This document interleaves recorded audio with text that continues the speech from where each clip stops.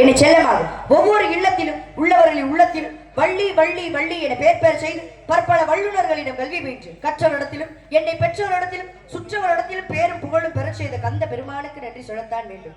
மேலும் இக்குறிஞ்சிலுள்ள குற்றவனுக்கு மகளாய் பிறப்படுக்க வைத்து தத்தி தத்தி தாவி குதித்து விளையாடும் பிள்ளை பிராயம் கடந்து துள்ளி திரியும் பள்ளி பருவத்தில் கூட என்னை யார் நகைக்காத வண்ணம் வள்ளி என் பெயருக்கு தகுந்தாற் போல் பெரியவர் முதல் என்னில் சிறியவர் வரை யாரையும் பகைக்காத வாழ்வு கொடுத்தபடி வேலவா உன் பாதம் தொட்டு என் பணியை தூங்குகின்றேன் சுவாமி. இங்கு வள்ளியாக நடித்துக் கொண்டிருக்கின்ற அருமை சகோதரி மதுரை மீனாட்சி அவர்களுக்கு மாலை அணிவித்து கௌரவப்படுத்தப்படுகிறது. மாலை அணிவித்து என்னை கௌரவப்படுத்தியதற்கு எனது சார்பாகும் நாட குழு சார்பாகவும் நன்றி கிடந்த வணக்கம். எத்தனை கலைகள் வந்தாலும் ஆடல் பாடல் நிகழ்ச்சி கரகாட்டம் சொல்லி எத்தனை கலைகள் வந்தாலும் இன்னும் நாடக கலையை வளர வைத்துக் கொண்டிருக்கும் கிராம பொதுமக்களுக்கும் ரசிக பெருமக்களுக்கும் நன்றி கிடந்த வணக்கம்.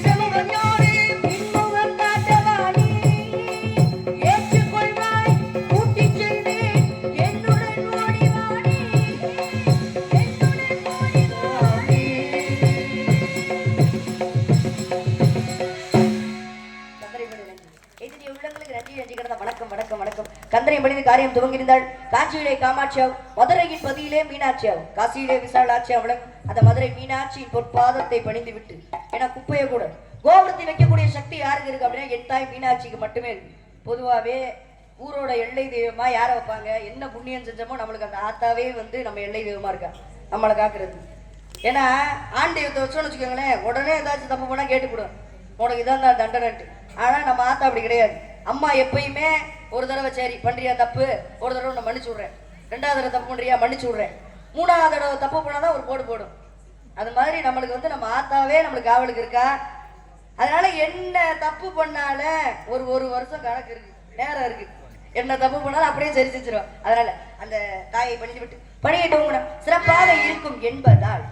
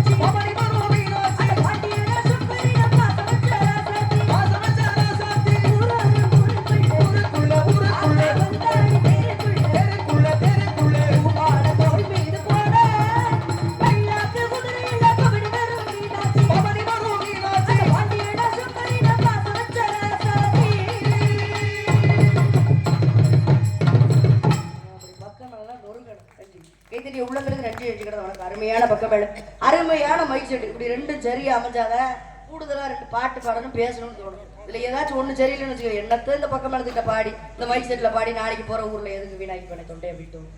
ரெண்டுமே சிறப்பா அமைஞ்சிருக்கு. அண்ணன் வந்து அதை பொறுமையா கேக்குறாரு பாருங்க. என்ன வைக்கணும்பா, வாலிம் வைக்கணுமா? சில பேர்லாம் சவுண்டு வைங்கனே, வாலிம் வைங்கனே, ஏதோ அவங்க சோத்துல மண்ணவாரி போட்ட மாதிரி முறைச்சிட்டே உட்காந்துருப்பாங்க காலையில வரைக்கும். ஆனா அண்ணன் சிரிச்சுக்கிட்டே இதெல்லாம் பண்ணணுமா அப்படின்னு சொல்லி கேட்டிருக்காங்க. பாட்டுகள் கந்தனை மணிந்து காரியம் துவங்கி இருந்தாள். அந்த உண்மையை நல்ல பெற்றிருந்தாள். அண்டருக்காய் நெஞ்சிருந்து எம்பளத்தில் ஆதிசிவன் தொண்டனுக்கு தொண்டன தொண்டு செய்வது எக்காலம், தொண்டனுக்கே தொண்டு செய்ய இறங்கி வருவாராம் சிவபெருமான். அதனாலதான் அன்று மதுரையின் பதியிலே 64 திருவிளையாடல் புரிந்தார். நமக்காக தான் விறகு விற்றார், மாணிக்கம் விற்றார், வளையல் விற்றார். யாரு? உங்க வீட்டுக்கு பக்கத்துல இருக்கிறது கிடையாது. சிவபெருமானே இறங்கி வந்து பக்தர்களுக்காக விறகு விற்றாராம், மாணிக்கம் விற்றாராம், வளையல் விற்றாராம்.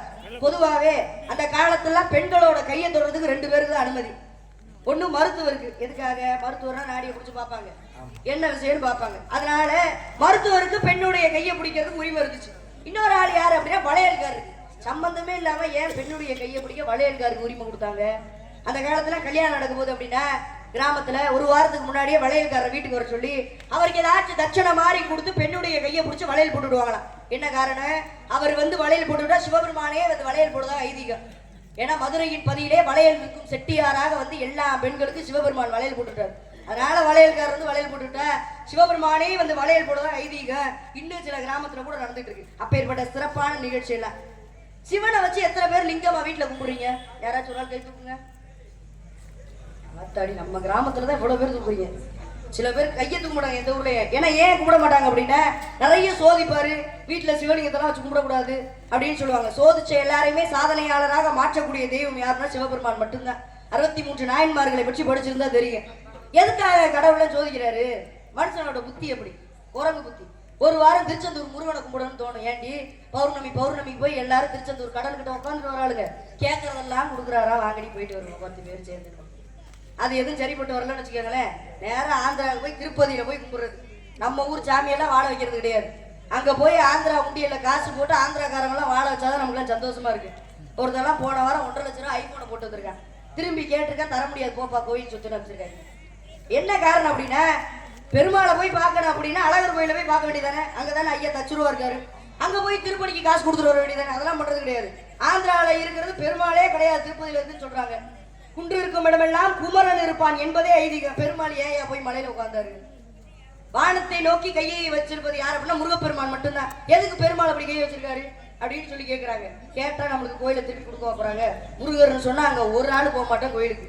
பணக்கார கடவுள் 2 பேர் தானே நிறைய வசூலாகிறது. ஒண்ணு திருப்பதி, இன்னொன்னு திருச்செந்தூர். போன வருஷம் அந்த 2 இடத்துலதான் வசூல் அதிகமா இருக்கு. எல்லா காசையும் சாமி கிட்ட போட்டு திரும்ப போய் காசு கொடுன்னா அப்புறம் அது எப்படி கொடுக்கலாம்? அவர் கேட்டாரோ உங்கள்கிட்ட காசு. அதனால அப்பேற்பட்டவர் அந்த பரம்பரையின் பணியை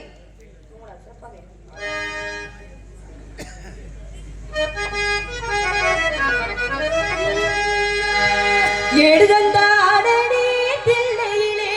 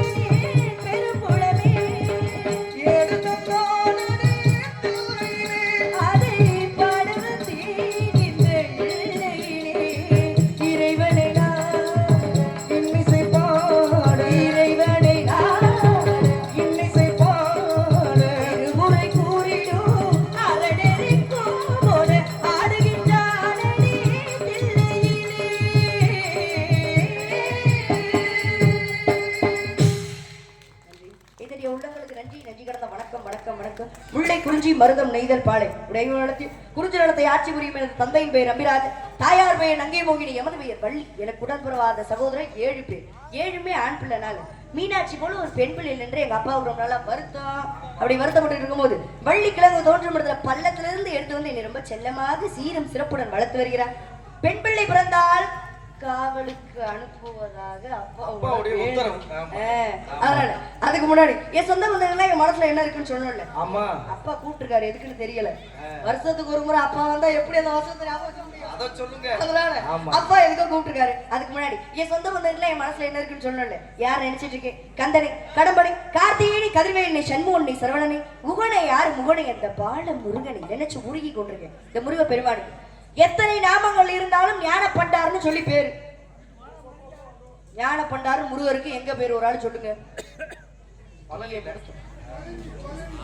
உங்ககிட்ட பொட்டிய பழனியில தான் முருகப்பெருமானுக்கு ஞான பண்டாருன்னு சொல்லி பேரு. படுக்காதீங்க, நீங்க ஒரு ஆள் தான் பதில் சொல்றீங்க, உட்காந்து நடத்த பாருங்க.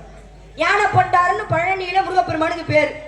பழனிக்கெல்லாம் போனோம்னா முருகப்பெருமானை எந்த கோலத்துல பார்க்கணும்னு நினைப்போம். பெண்கள் சொல்லுங்க ஒரு ஆளு. ராஜால ஆண்டியா வைப்பீங்க? ஆத்தாடி பரவாயில்லையே, ஆண்டி குளத்துல பார்ப்பாங்களா அவங்க? ஏன்னா பெண்கள் தான் வந்து ராஜகுலத்துல பார்க்கணுன்ற ஒரு தோடே இருப்பாங்க. ராஜகுலத்துல போயிட்டு படி ஏறிக்கிட்டே இருப்பாங்க. எப்ப மாத்திட்டாங்களா ஆண்டி குளத்துல அப்படியே இறங்கிடுவாங்க. ஆனா அவங்க ஒரு ஆள் 98% 1% தான் ஆண்டி குளத்துல பார்ப்பாங்க. ராஜ அலங்காரத்துல தான் பொதுவாகவே பார்ப்போம். என்ன காரணம் அப்படின்னா, ராஜ அலங்காரத்துல பார்த்தா நம்மள ராஜ யோகத்துல கொண்டு போய் வைப்பாரான். ஆண்டியா பார்த்தா நம்மளே ஆண்டியாக்கி உட்கார வச்சுருவாங்க. யார் சொன்னது? எந்த கோலத்தில் போய் அமர்ந்தாரோ அதே கோலத்தில் போய் பார்ப்பதுதான் சிறப்பு. 6 கூட வீட்லயுமே தனி சிறப்பு பழனி மட்டும்தான். ஏன்னா பழனியில தான் போய் பண்டாரமா உட்காந்துருக்காரு. அங்க அவருக்கு ஞான பண்டார்னு சொல்லி பேரு. ஞானம்னா எல்லாருக்கும் தெரியும், அறிவு. பண்டார்னா என்ன? பண்டார பைய, ஒண்ணும் இல்லாதவன். அப்படியா? பண்டாரம் என்பதற்கு தமிழ் அர்த்தம் என்ன? தன் முன் செல்வத்தை குவித்து வைத்திருப்பவன் என்று பொருள். இப்ப எல்லா செல்வம் இருக்கிறவர் ஏன் ஆண்டியா போய் பழனியில உட்காந்துருக்காரு? என்ன காரணம் அப்படின்னா, ஒரு கட்டத்துக்கு மேல தனக்கு செல்வமே உதவாது, ஞானம் தான் உதவுன்னு தெரிஞ்சதுக்கு அப்புறம் ஞான பண்டாரமாக போய் பழனியில அமர்ந்துட்டாரு. அப்ப இத்தனை வருஷமா ராஜகோலத்துல போய் முருகரை போய் பார்த்துருந்தாலும் பழனியில, இனிமே போனீங்க அப்படின்னா ஆண்டி கோலத்துல போய் பார்த்துருவாங்க. அப்பதான் காசு கொடுப்பாரு அப்படின்னு சொல்லிக்கொண்டு நான் எதுக்காக வந்தேன்? காவலுக்காக வந்தேன். எனக்கு காவல் பார்க்கவே பிடிக்கல. ஏன் அப்படி? முருகப்பெருமான் மீது காதல் வந்துருச்சு. எப்பேற்பட்ட காதல்? என்னுடைய காதல்னு சொல்லி முடிச்சு தோழியை போய் சந்திக்க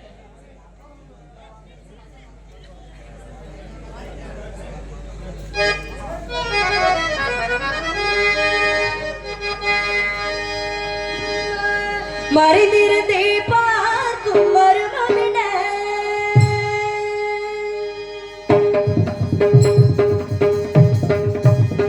சுவாமி, மறைந்திருந்தே பார்க்கும் மருமவின அழகு மலையழகா இந்த சிலையழகா என்று மறைந்திருந்தே பார்க்கும் மருமவின அழகு மலையழகா இந்த சிலையழகா என்று மறைந்திருந்தே பார்க்கும்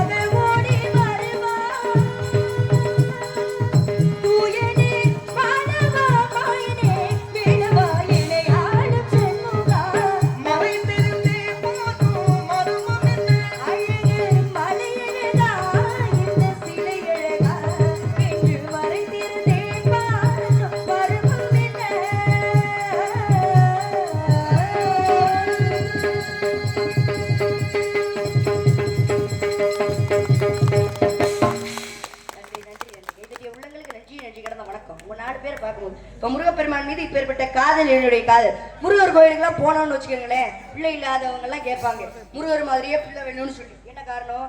ரொம்ப ரொம்ப அறிவானவரா, ரொம்ப ரொம்ப அழகானவர். அதனால வந்து முருகர் மாதிரியே பிள்ளை வேணும்னு கேட்போம். யாராச்சும் ஒரு ஆள் முருகர் மாதிரியே கணவர் வேணும்னு கேட்டிருக்கோமா? இங்க இருக்கவங்களாம் சிரிக்கிறாங்களே, ஏன் எப்படி கேட்க முடியும்?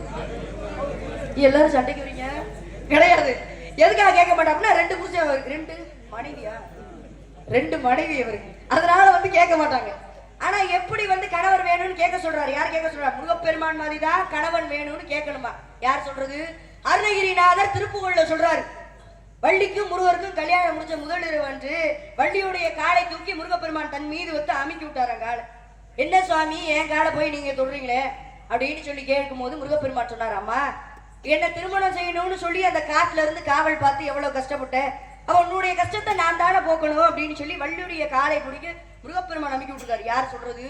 அருணகிரிநாதர் திருப்புகழ்ல சொல்றாரு. யார் மாதிரி கணவன் வேணும்னு கேட்கணுமா? முருகப்பெருமான் மாதிரி கணவன் வேணும்னு கேட்கணுமா? நான் வந்து முருகப்பெருமான் மாதிரி எல்லாம் கணவன் வேணாம், முருகரே கணவரா வேணும்னு கேட்கிறேன். அதனால எப்பேற்பட்ட காதல் என்னுடைய காதல் சொல்லி படிச்சு தோழியை போய் சந்திக்க வேண்டிய ஏதோ என்கிட்ட சொல்லணும்னு காத்துக்கிட்டு இருக்காங்க எல்லாரும்.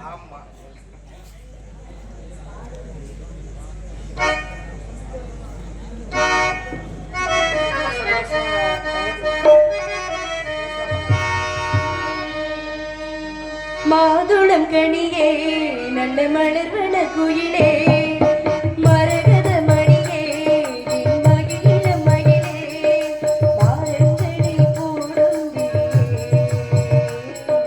மாலைதனி பாடும் மொழியே இந்த மாலைதனி ஆடும்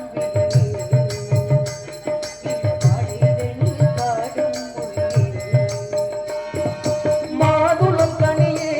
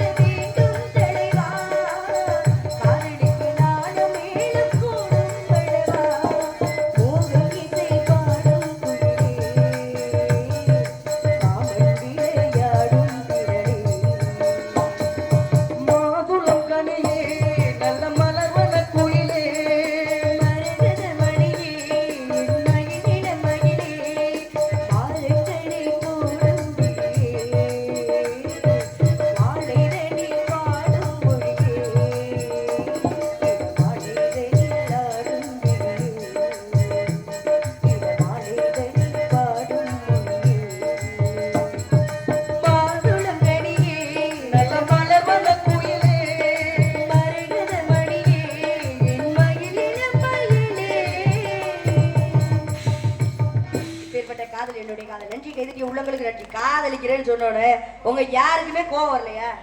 நீங்க எல்லாம் ஒரு அண்ணனுக்கு சிரிச்சுட்டு உட்காந்துருக்கீங்க. நீங்க காதலிச்சு கல்யாணம் பண்ணி போனாதான் எங்க 7 பேருக்கு கல்யாணம் ஆகும். அதனால அப்புறம் என்ன உங்களுக்கு கல்யாணம் ஆகலன்னு சொல்லுவாங்க. ஆமா, தலையெழுத்து அதெல்லாம் கேட்கணும்னு. சரி இருந்துட்டு போகுது. எதுக்காக காதலிக்கிறேன்? உங்க எல்லாருக்காக தான் காதலிக்கிறேன். உட்காந்துருக்கீங்களே, உங்க எல்லாருக்காக தான் காதலிக்கிறேன். தெரியுமா? ஆமா, தெரியுமா? எப்படி தெரியும்? காதல்னாவே அன்பு தானே. உங்க அன்பை கூட செலுத்துறீங்க. முருகப்பெருமான காதலிக்கிறது உங்களுக்காக தான் சொல்றேன். எதுக்கு? நாளைக்கே முருகருக்கு எனக்கும் கல்யாணம் நடச்சுன்னு வச்சுக்கோங்க. சரி, நீங்க எல்லாரும் என் கல்யாணத்துக்கு வருவீங்களா? கண்டிப்பா வருவாங்க. வருவீங்களா? 3 வருஷம் கழிச்சு பத்திரிக்கை கொடுக்குறேன். கண்டிப்பா வரணும், எங்க தாத்தாவோட ஊர்ல. அதனால நீங்க எல்லாரும் வந்தீங்கன்னா உங்க எல்லார் கையிலயும் ஓடு கொடுத்து அனுப்புவேன்ல. எதுக்கு பிச்சை எடுக்க சொல்றீங்க? என்ன திருவோடா? கிடையாது. சிதம்பரத்துல இருக்கே 21,600 தங்க ஓடுகள். அதுல இருக்க ஒண்ணு கொடுப்பனா நீங்க எல்லாம் பிள்ளை குட்டியோட பொழைச்சுப்பீங்களா? தாராள மனசு யாருக்குமே வரலங்க. ஆனா போலீஸ் ஸ்டேஷன்ல போய் உட்காரணும் ஒரு இதே இல்லாம சொல்ற போறேன். சரி இருந்துட்டு போகுது. எத்தனை வயசுல காதலிச்சேன்? எனக்கு 5 வயது. அறியா பருவத்தில் எனக்கு வாழ்வு தருவேன் என்று வரம் கொடுத்த அந்த படி வேலனி 5 வயசுல இருந்து காதலிச்சுட்டு இருக்கேன். இவ்வளவு மாதிரி காதல் கிடையாது. புனிதமான காதல், தெய்வீகமான காதல். கட்டுனா அவர் தான் கட்டுவேன், இல்லைனாலும் அவர் தான் கட்டுவேன். காதலிச்சவரே கரம் பிடிக்க வேணும்னு ஒரு குறிக்கோளோட வாழ்ந்துகிட்டு இருக்கேன். அதனால அவருக்காக எப்படி எல்லாம் காத்துக்கிட்டு இருக்கேன்.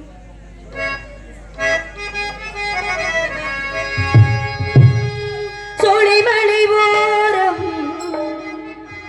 கோலை குயில் பாடும், சோலைமலை ஓரம் கோலை குயில் பாடும் பாட்டு சத்தம் கேட்கலையோ, பாடி வரும் குயிலே நீ வா, தேடி வரும் மகளே நீ வா. சோலைமலையோரம் கோலை குயில் பாடும்.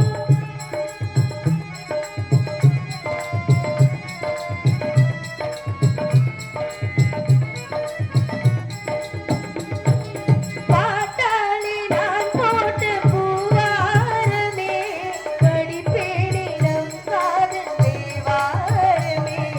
வாழ்வென்று வாழ்ந்தாளே உன்னோடுதான், வாயெந்தன் கண்மணி என்னோடுதான்.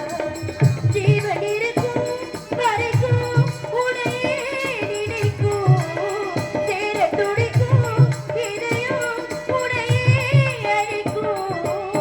காதலிலும் ராகம் தாளம் சோலைமலையோரம் சோலைக்குயில் பாடும் பாட்டு சத்தம் கேட்கலையோ, பாடி வரும் குயிலே நீ வா வா, தேடி வரும் மயிலே நீ வா வா. சோலைமலை ஓரம் கோலைக்குயில் பாடும்.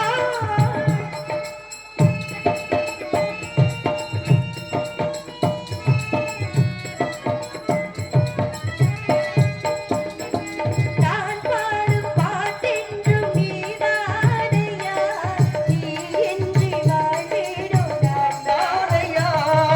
வாழ்வென்று வாழ்ந்தாலே உன்னோடுதான், வாயெந்தன் கண்மணி என்னோடுதான்.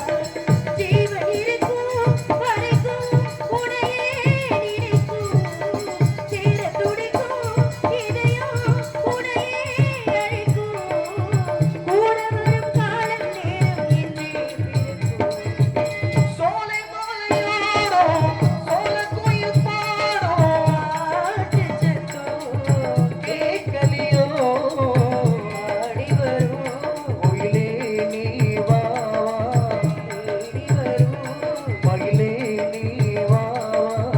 சோலைமலை ஓரம் கோலைக்குயில் பாடும். அப்பா நன்றி நன்றி. கைதடி உள்ளவங்களுக்கு நன்றி அடிக்கணும். தந்தை என்னை எனக்காக அழைத்தாரு. அப்பா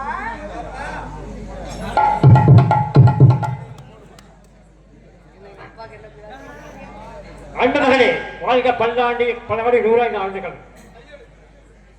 நம்முடைய குலக்குழு முருகனுக்காக சிந்தனையும் நமது உணவுக்காக கலந்து வைத்திருக்கின்றோம். அவர்கள் அன்னம் பிடிக்கிறதுக்காக வந்திருக்கின்றன. பச்சைகள் பறவைகள் வந்து குடி செல்லப்பட்டதாக அன்னங்கள் கூறினார்கள். ஆகையாலே நம்ம குலவழக்கப்படி அங்கே சென்று திணை கவனித்திருக்கிறோம். நானா? ஆமா, என்ன வீட்டுக்குள்ளேயே வச்சுட்டு இப்ப நீங்க காவலுக்கு அனுப்புனீங்கன்னா நான் எப்படி காவல் பாக்குறது? நம்ம குலவழக்கம் அப்படித்தான். வேறு குலவழக்கப்படி காட்டுக்குள்ள மிருகம்லாம் இருக்கும்லப்பா. அண்ணன் வருவார்கள், தோழிகள் வருவார்கள். அண்ணன் வருதா? இந்த வர்றாங்க, தோழி வர்றாங்க. அதனால பயப்பட ஆ. ஆபத்து என்றால் தப்பாமல் வருவேன். என்ன சொல்லி காவல் பார்க்கணும்? பாடமத்தி கொடுப்பேன். அப்பழமன் இருந்து கதைகளை சுழட்டி ஆடலம் சோ சோ சோ சுழட்டி வானம் பாடி படம் கானம் பாடி வந்து வரும். அப்படியே நடக்கட்டும். சொல்றேன் மகளை வாழ்த்துறேன்.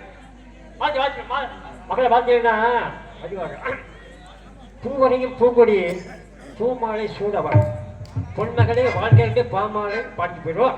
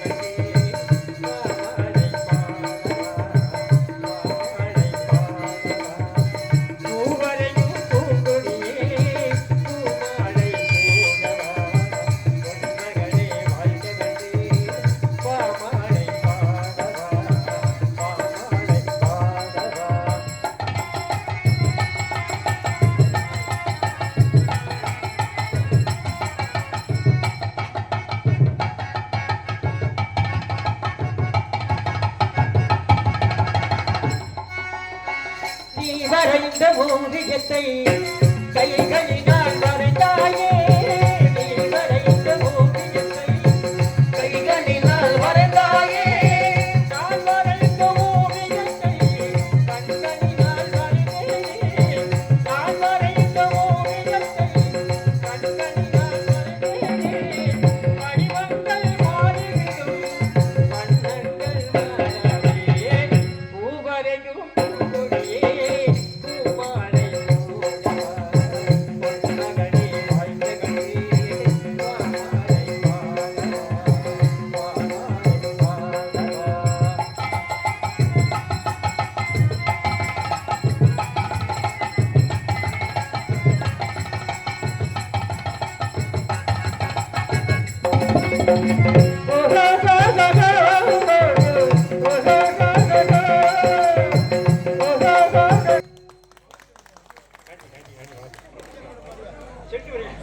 நன்றி. காட்டு